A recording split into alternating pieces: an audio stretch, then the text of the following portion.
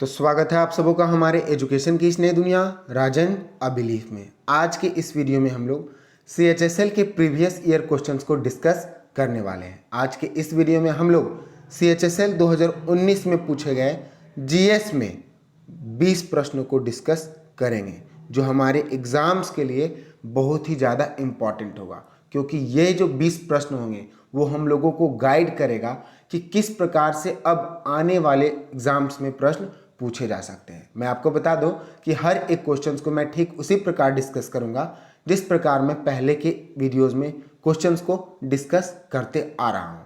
बस आप लोगों से एक आग्रह है कि आप लोग इस वीडियो के अंत में इस 20 प्रश्न में से कितने प्रश्नों को सही कर पाते हैं उसे आप कमेंट सेक्शन में जरूर लिखें।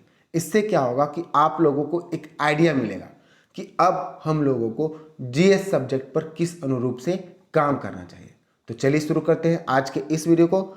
आज का हमारा पहला प्रश्न, भारत के मुख्य न्यायाधीश की नियुक्ति कौन करता है? सर्वोच्च न्यायालय के वरिष्ठ न्यायाधीशों के परामर्श से भारत के राष्ट्रपति, सर्वोच्च न्यायालय और उच्च न्यायालय के न्यायाधीश, सर्वोच्च न्यायालय और उच्च न्यायालय के वरिष्ठ न्यायाधीशों के परामर्श से भारत के राष्ट्रपति, और चौथा भारत के राष्ट्रपति। तो इस प्रश्न का जो उत्तर होगा वो ऑप्शन डी होगा, क्योंकि अगर भारत के राष्ट्रपति को भारत के मुख्य न्यायाधीश की नियुक्ति करना होता है तो उन्हें किसी भी प्रकार की परामर्श की आवश्यकता नहीं होती है। अच्छा, किस अनुच्छेद में बताया गया है कि भारत का राष्ट्रपति भारत का मुख्य न्यायाधीश का नियुक्ति करेगा? तो इसका जो उल्लेख है वो अनुच्छेद 124 यानी कि 124 में बताया गया है। तो आप लोगों को इस आर्टिकल की संख्या को भी याद रखना होगा। हालांकि इस प्रश्न का उत्तर ऑप्शन डी सही है। चलिए देखते हैं नेक्स्ट क्वेश्चन को। भारत के संविधान की मसौदा समिति के अध्यक्ष कौन है? BR अम्बेडकर, सरदार वल्लभ भाई पटेल, मोहम्मद सादतुल्ला और KM मुंशी। तो अगर हम लोग यहाँ पर भारतीय संविधान की मसौदा समिति के अध्यक्ष की बात करें तो उनके अध्यक्ष का नाम BR अम्बेडकर, यानी कि क्वेश्चन नंबर 2 का ऑप्शन ए सही है। अच्छा, अब बात भारत की संविधान की है और उसके निर्माण से संबंधित किसी समिति की है। तो हर एक समिति जो भारतीय संविधान के निर्माण के दौरान बनाई गई थी और उसके अध्यक्ष, ये दोनों के दोनों नाम इंपॉर्टेंट हैं। तो अब तक मेरे ख्याल से कुछ 5 ऐसे समिति हैं और उनके अध्यक्ष हैं जो कि एग्जाम्स में आए दिन पूछे जाते हैं और पूछे भी जाएंगे। तो मैं आप लोगों को उनके 5 समिति के नाम और उसके अध्यक्ष को आप लोगों को बता देता हूँ। कौन कौन से हैं? तो संचालन समिति है। संचालन समिति के अध्यक्ष डॉक्टर राजेंद्र प्रसाद हैं। संघ संविधान समिति, इसके अध्यक्ष पंडित जवाहरलाल नेहरू है। प्रांतीय संविधान समिति के अध्यक्ष सरदार वल्लभ भाई पटेल हैं और प्रारूप समिति के अध्यक्ष डॉक्टर भीमराव अंबेडकर हैं। और अंत में अगर संघ शक्ति समिति की बात करें तो इसका अध्यक्ष जो है वो पंडित जवाहरलाल नेहरू है। यानी कि पंडित जवाहरलाल नेहरू को 2 समिति का अध्यक्ष बनाया गया था, एक संघ संविधान समिति का और एक संघ शक्ति समिति का। तो इन दोनों नामों को आप लोगों को याद रखना होगा। दोनों ही नहीं बल्कि इन सारे के सारे नाम को आप लोगों को याद रखना होगा। चलिए नेक्स्ट क्वेश्चन को देखते हैं। 1576 में मेवाड़ के किस राजपूत शासक ने हल्दी घाटी का युद्ध लड़ा था? महाराणा प्रताप, राजा मान सिंह, राजा अमर सिंह और महाराजा उदय सिंह। तो इस प्रश्न का जो उत्तर होगा वो ऑप्शन ए यानी कि महाराणा प्रताप सही होगा। क्योंकि अगर आपको याद होगा, अगर आप हिस्ट्री को ठीक प्रकार से पढ़े होंगे तो महाराणा प्रताप और अकबर के बीच में हल्दी की घाटी की लड़ाई हुई थी। और वो कब हुई थी? 18 जून 1576 में हुआ था। तो इस प्रश्न का जो उत्तर होगा वो ऑप्शन ए सही होगा। आप लोगों को मैंने अभी डेट और मंथ दोनों बताया है। तो आजकल के एग्जाम्स में क्या हो रहा है कि अब किसी भी युद्ध के ईयर के साथ साथ उसके मंथ और डेट को भी पूछा जा रहा है।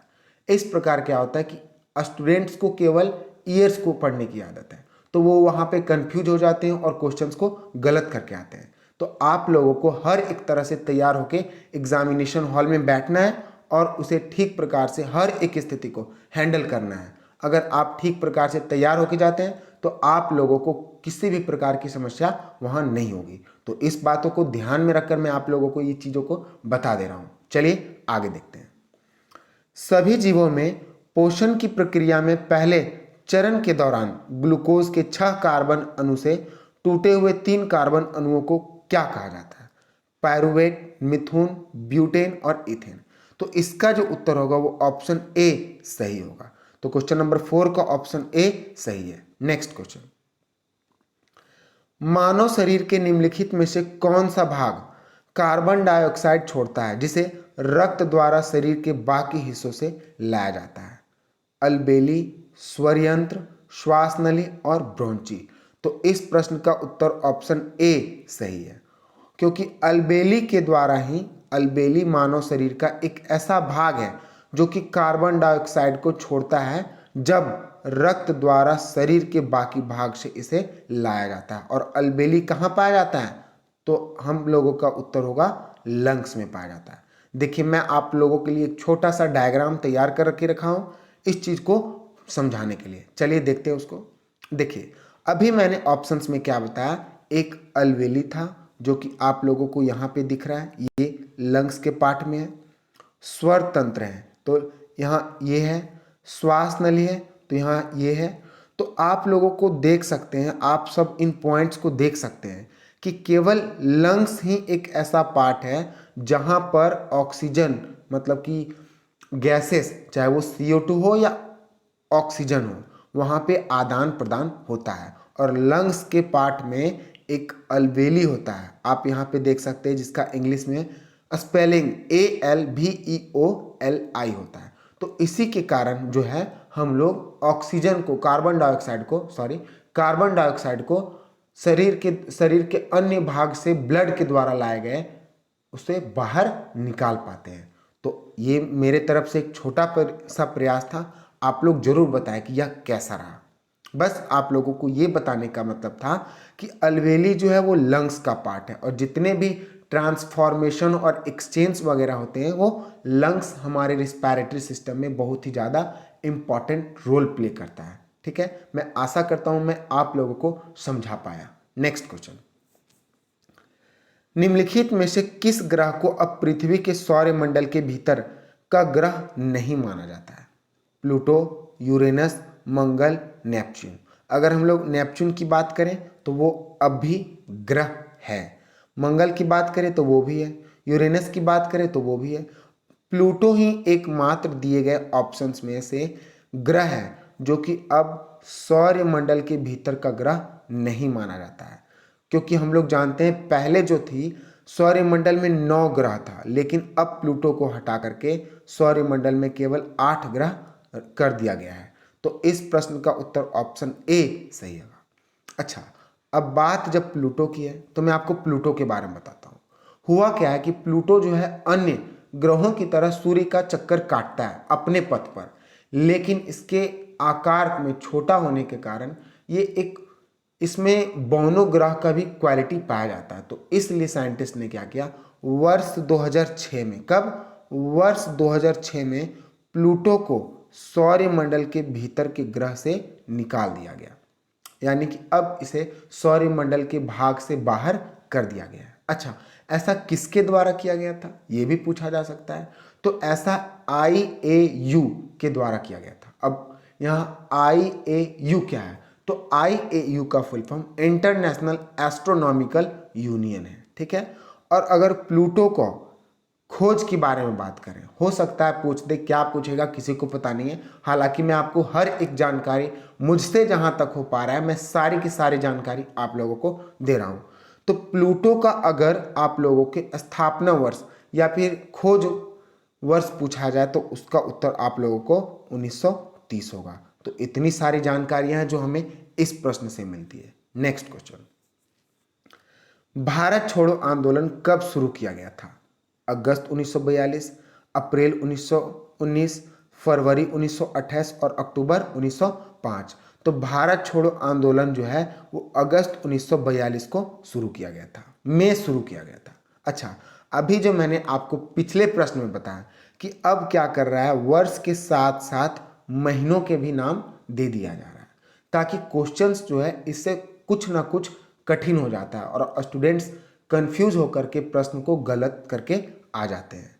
तो आप लोगों को ध्यान में रखना होगा। हालांकि मैं इसके बारे में पूरा बता देता हूं कि यह गांधी जी के द्वारा चलाया गया तीसरा सबसे बड़ा आंदोलन था और इसे कांग्रेस के बम्बई सत्र के द्वारा 8 अगस्त 1942 में शुरू किया गया था और वहां का क्या था कि अंग्रेजों भारत छोड़ो। तो क्वेश्चन नंबर 7 का ऑप्शन ए सही है। नेक्स्ट क्वेश्चन, क्रिकेट टीम के कप्तान और विश्व कप जीत के वर्ष का कौन सा सही विकल्प है? तो देखिए, अगर आपको केवल भारत के बारे में जानकारी है तो आप इस प्रश्न को नहीं बना सकते। हालांकि इसका जो उत्तर होगा वो भारत से ही संबंधित है, लेकिन अगर थोड़ा सा क्वेश्चन घुमाया और विदेश के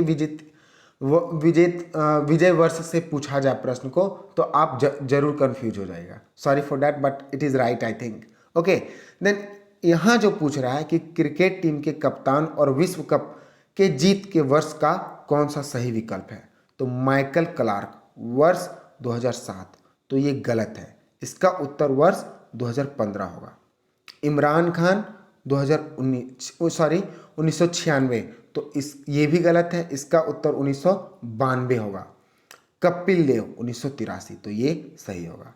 हालांकि अगर रिकी पॉन्टिंग की बात करें तो रिकी पॉन्टिंग ने भी 2 बार ये ऑस्ट्रेलिया के एक कैप्टन रह चुके हैं, क्रिकेट टीम के कैप्टन रह चुके हैं और इनके कैप्टन में ऑस्ट्रेलिया 2 बार वर्ल्ड क्रिकेट मैच को जीता है, वर्ष 2003 में और वर्ष 2007 में। वर्ष 2003 में भारत को हराया था फाइनल में और वर्ष 2007 में श्रीलंका को ऑस्ट्रेलिया ने हराकर विश्व क्रिकेट मैच को जीता था। तो ये सारी जानकारी हो सकता है अब के जो क्वेश्चंस हो वो फॉरेन के कैप्टन्स और विनिंग ईयर्स को पूछ दे, तो मैंने आपको ये सारी बातें बता दी हैं। हालांकि मैक्सिमम चांसेस है कि वो भारत से ही प्रश्न को पूछेगा। नेक्स्ट क्वेश्चन, वर्तमान सरकार द्वारा शुरू की गई निम्न में से कौन सी योजनाएं अपने उद्देश्य से सही रूप से मेल खाती है? अच्छा, अब जो है ये कहीं ना कहीं हर एक प्रकार का जनरल कंपटीशन का एग्जाम्स यूपीएससी के पैटर्न को फॉलो कर रहा है और ये जो मेल खाने का जो पैटर्न है ना वो पक्का यूपीएससी का ही है। तो आप लोगों के लिए अब आप लोगों को टफ होना पड़ेगा, चाहे किसी भी प्रकार का प्रश्न पूछा जाए आप लोगों को हर एक क्वेश्चन के लिए तैयार रहना पड़ेगा। हालांकि मैं आपको उस लेवल का तैयारी करवा दूंगा, ठीक है? आप बस बने रहें हमारे साथ बने रहें, यही मैं आपसे आग्रह है। और आप देख भी सकते हैं, मैं अपने तरफ से खूब प्रयास करता हूं कि आप लोगों को हर एक प्रश्न से इतनी जानकारी मिल जाए, अगर उस टॉपिक से बाद में प्रश्न पूछ दिए जाते हैं तो आप उस टॉपिक से एक भी प्रश्न छोड़कर ना आए, ठीक है? हालांकि चलिए आगे बढ़ते हैं। अगर बात आस्था योजना की करें तो आस्था योजना जो है वो मरीजों की सेवा के लिए लड़कों को वार्ड करने के लिए पारिश्रमिक मूल्य है। तो मुझे जहां तक पता है आस्था योजना जो है वो इसका ये सही मेल नहीं है। हालांकि आस्था योजना को राजस्थान में शुरू किया गया था। अगर बात उज्ज्वला योजना की करें तो आप हो सकता है हमसे भी अच्छा इसके बारे में जाने, क्योंकि आप इसके लाभार्थी हो सकते हैं, ठीक है? उज्ज्वला योजना जो है वो एलपीजी गैस से संबंधित है, तो ये भी गलत है। अगर बात सुमन योजना की करें तो ये गर्भवती महिलाओं को मुफ्त दवा से संबंधित है। इस प्रश्न का उत्तर ऑप्शन डी सही है। सागरमाला, आप बोल सकते हैं कि सागरमाला जो है वो बंदरगाहों पर सामान की बिक्री को नियमित करने के उद्देश्य से बनाया गया था इस योजना को, लेकिन नहीं, वो बंदरगाहों को आधुनिकीकरण करने के उद्देश्य से बनाया गया था, ना कि केवल बिक्री को नियमित करने के लिए। तो इसीलिए यहाँ जो है वो ऑप्शन सी ज़्यादा उचित है, इसका उत्तर ऑप्शन सी ही होगा, ठीक है? नेक्स्ट क्वेश्चन, भारत का राष्ट्रीय खेल दिवस हर साल 19 अगस्त को मनाया जाता है। इस दिवस को किस खिलाड़ी के नाम से और किस खिलाड़ी के जन्म दिवस पर मनाया जाता है? मेजर ध्यानचंद सिंह, मिल्खा सिंह, बलबीर सिंह सीनियर और लेस्टी वॉल्टर क्लॉडियल। तो इस प्रश्न का जो उत्तर होगा वो ऑप्शन ए होगा।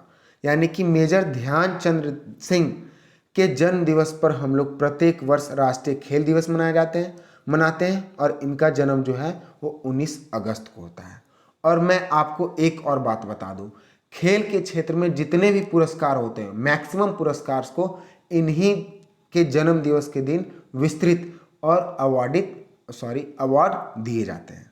अच्छा, अब बात जब मिल्खा सिंह का आ गया और बलवीर सिंह सीनियर का आ गया, तो इनके बारे में मैं आपको जरूर बताऊंगा, क्योंकि मिल्खा सिंह को जो है आपको याद होगा, मैं पहले ही इस बात को डिस्कस कर चुका हूं। मिल्खा सिंह को जो है वो फ्लाइंग सिख के नाम से जाना जाता है। और अगर बात बलबीर सिंह सीनियर की करें तो ये जो है वो 3 बार ओलंपिक में लगातार भारत को स्वर्ण पदक दिलाने वाले खिलाड़ी हैं। हालांकि ये हॉकी के खिलाड़ी रह चुके हैं, तो हो सकता है इनसे प्रश्न पूछा जाए, इसीलिए मैं आपको बता दे रहा हूं, आप बस इसे ध्यान में रखें। क्वेश्चन नंबर 10 का ऑप्शन ए सही है। नेक्स्ट क्वेश्चन, यही चीज मैं आप लोगों को अभी पीछे बताया हूं, ठीक है। चलिए आगे देखते हैं। सभी विभिन्न खेलों के कोचों के बीच सर्वश्रेष्ठ कोच को दिया जाने वाला पुरस्कार किस नाम से जाना जाता है? फाल्के पुरस्कार तो ये नहीं होगा, अशोक चक्र पुरस्कार ये नहीं होगा, अर्जुन पुरस्कार ये नहीं होगा, तो अब एकमात्र द्रोणाचार्य पुरस्कार बचा है। तो इस प्रश्न का जो उत्तर होगा वो यही होगा, ऑप्शन नंबर सी सही होगा इस प्रश्न का उत्तर। यानी कि द्रोणाचार्य पुरस्कार जो है उस विभिन्न खेलों के कोचों के बीच सर्वश्रेष्ठ कोच को दिया जाने वाला पुरस्कार है। यानी कि ये जो पुरस्कार है वो केवल कोच को दिया जाने वाला है, ना कि खिलाड़ी को दिया जाने वाला है। तो आप लोगों को इस बात का ध्यान रखना होगा। अच्छा, अब यहाँ पर जो ये 3 अन्य अवार्ड्स हैं तो ये भी खेल से ही संबंध रखते हैं और इनके बारे में भी मैं आपको बताता हूँ। हालांकि फाल्के पुरस्कार जो है वो खेल से संबंधित नहीं रखता है। अगर बात फाल्के पुरस्कार की करें तो फाल्के पुरस्कार भारत के सिनेमा के एक क्षेत्र में दिया जाने वाला सर्वश्रेष्ठ पुरस्कार है। तो इसके आपको याद रखें, हो सकता है अगले बार एग्जाम कैसे पूछेगा मैं आपको बता दें। फाल्के पुरस्कार निम्नलिखित में से किस क्षेत्र से संबंध रखता है? पहला साहित्य, दूसरा सिनेमा, तीसरा खेल, चौथा कोई भी अन्य क्षेत्र दे देगा, डॉक्टर्स का अवार्ड दे देगा, इंजीनियर्स का अवार्ड दे देगा। तो आप लोगों को उन 4 ऑप्शंस में से एक होगा सिनेमा, तो आपका उत्तर सिनेमा होना चाहिए।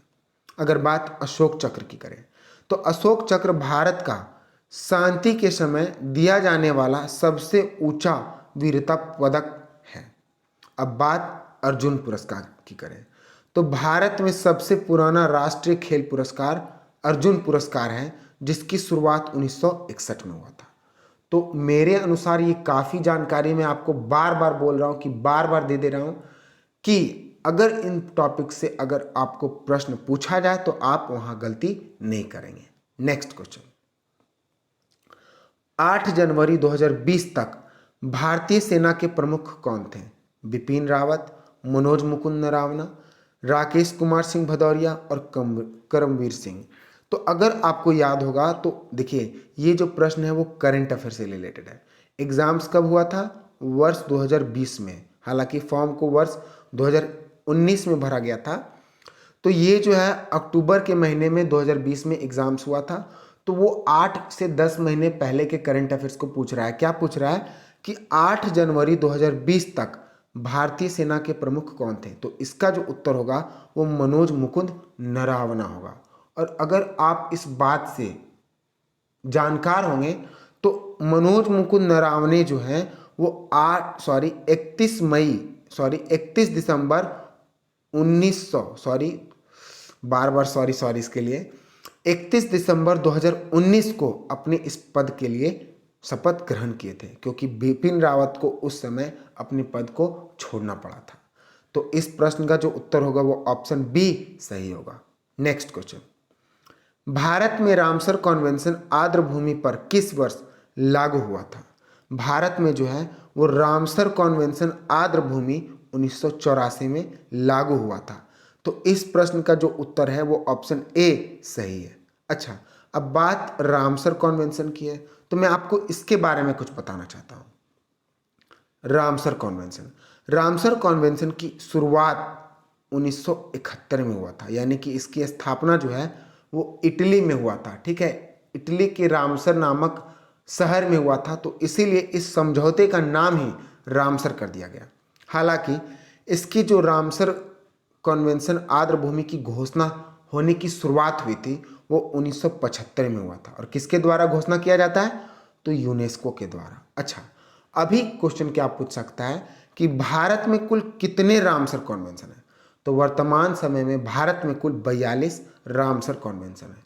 और लास्ट वाला रामसर कन्वेंशन पे मैंने आपको एक वीडियो दे रखा है, आप अगर नहीं देखें तो वहां से देख सकते हैं। हालांकि यहां से मैं आपको एक प्रश्न पूछता हूं कि लास्ट जो 42वां रामसर कन्वेंशन है वो किस राज्य या फिर केंद्र शासित प्रदेश में है?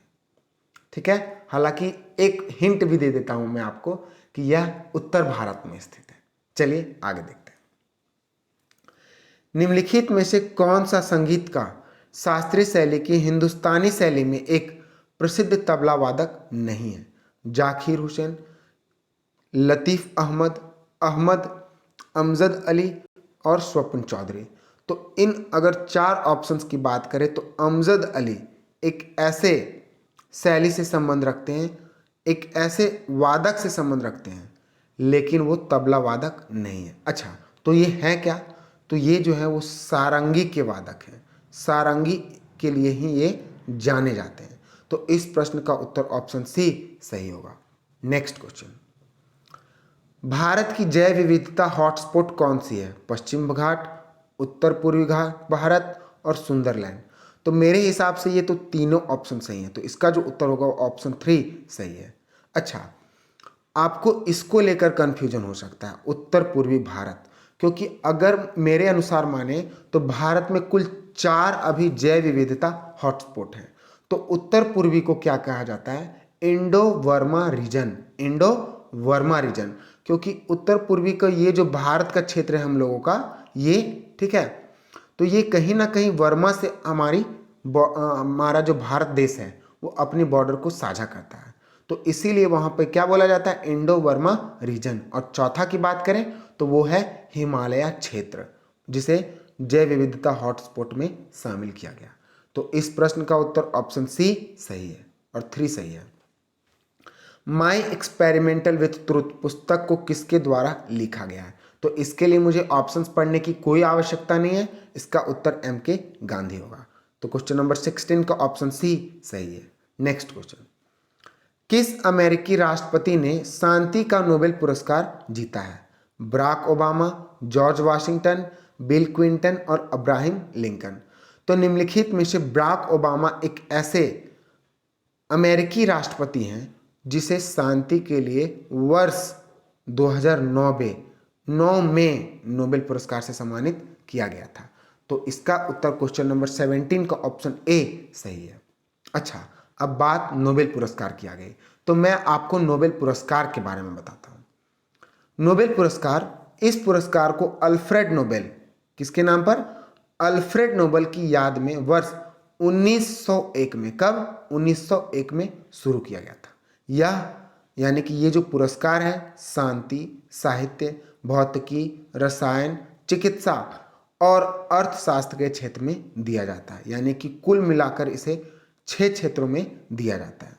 इस पुरस्कार के विजेता को एक प्रशस्ति पत्र के साथ साथ $10 लाख की राशि दी जाती है। ठीक है, और इस पुरस्कार का आयोजन स्वीडन और नॉर्वे के द्वारा दिया जाता है। अगर इन 2 देशों की बात करें तो स्वीडन जो है वो शांति वाले क्षेत्र के पुरस्कार को छोड़कर बाकी सब में अपने योगदान को देता है, लेकिन शांति का पुरस्कार जैसे अभी बराक ओबामा को मिला था तो उस अवार्ड को नॉर्वे के द्वारा मैनेज किया गया होगा। हालांकि मैं आपको बता दूं कि नोबेल पुरस्कार के बारे में मैं आपसे पहले ही भी बात कर चुका हूं, मैं आप लोगों को ये चीज़ें बता दे रहा हूं ताकि रिवाइज हो जाए चीज़ें। ठीक है, ये सारी की सारी जो पॉइंट्स हैं वो मैं पिछले वीडियो में डिस्कस कर चुका हूं। अगर आप नहीं देखें तो हर एक टॉपिक को देख लें, हर एक वीडियो को देख लें, ताकि चीज़ें और कॉन्सेप्ट क्लियर हो जाएं और आप लोग डाउटलेस होकर एग्जामिनेशन सेंटर में जाएं और बस सारे के सारे प्रश्न को सही करके आएँ। हालांकि मैं बता दूं कि इन सारे चीज़ के PDF में इस वीडियो के डिस्क्रिप्शन में दे दूंगा, आप वहाँ से भी चीज़ों को डाउनलोड और करके पढ़ सकते हैं। चलिए, किस पड़ोसी देश के साथ गुजरात अपनी सीमा को साझा करता है? तो केवल पाकिस्तान ही एक ऐसा देश है जिसके साथ गुजरात जो है अपनी बॉर्डर को साझा करता है। तो क्वेश्चन नंबर 18 का ऑप्शन सी सही है। अब बात गुजरात की है, तो गुजरात जो है पाकिस्तान के साथ साथ भारत के 3 राज्यों के साथ अपनी सीमा को साझा करता है। अब वो कौन कौन से राज्य हैं उसके बारे में मैं आपको बता देता हूँ। देखिए, ये गुजरात है, तो गुजरात जो है राजस्थान के साथ अपनी सीमा साझा करता है, मध्य प्रदेश के साथ साझा करता है और महाराष्ट्र के साथ साझा करता है। यानी कि गुजरात एक अंतर्राष्ट्रीय यानी कि पाकिस्तान और 3 राजकीय यानी कि 3 राज्य के साथ अपनी सीमा को साझा करता है। आप देख सकते हैं, मैं आपको मैपिंग के थ्रू बता दिया हूं, अब आपका कॉन्सेप्ट जो है वो क्लियर हो गया होगा। नेक्स्ट क्वेश्चन, उस बल का नाम क्या है जिसके साथ पृथ्वी अपनी ओर सब कुछ खींचती है? तो इसका उत्तर गुरुत्वाकर्षण होगा। क्वेश्चन नंबर 19 का ऑप्शन बी सही है। नेक्स्ट क्वेश्चन, रंगोली बिहू असम के प्रमुख त्योहारों में से एक महीने में मनाया जाता है, वह किस महीने में मनाया जाता है? अक्टूबर, अप्रैल, मार्च और जून। तो इसे जो है वो अप्रैल महीने में मनाया जाता है, असम में मनाया जाता है। कहाँ कब मनाया जाता है? तो अप्रैल महीने में। तो क्वेश्चन नंबर 20 का ऑप्शन बी सही है। अब मैं आपको याद दिला देता हूँ कि आप लोग जो है आप लोग जरूर बताएं कि आप लोगों को इस 20 प्रश्न में कितना प्रश्न सही हुआ, और मैंने जो जो जानकारी दिया है वो बिल्कुल सही है या गलत है। आप अपनी ओपिनियंस को जरूर कमेंट सेक्शन में बताएं, ताकि मैं भी आप लोगों के अनुसार कार्य कर सकूं, आप लोगों को अच्छी तरह से समझ में आए उस तरह से कार्य कर सकूं। ठीक है, तो चलिए मिलते हैं अगले वीडियो में, तब तक के लिए all the best, good luck.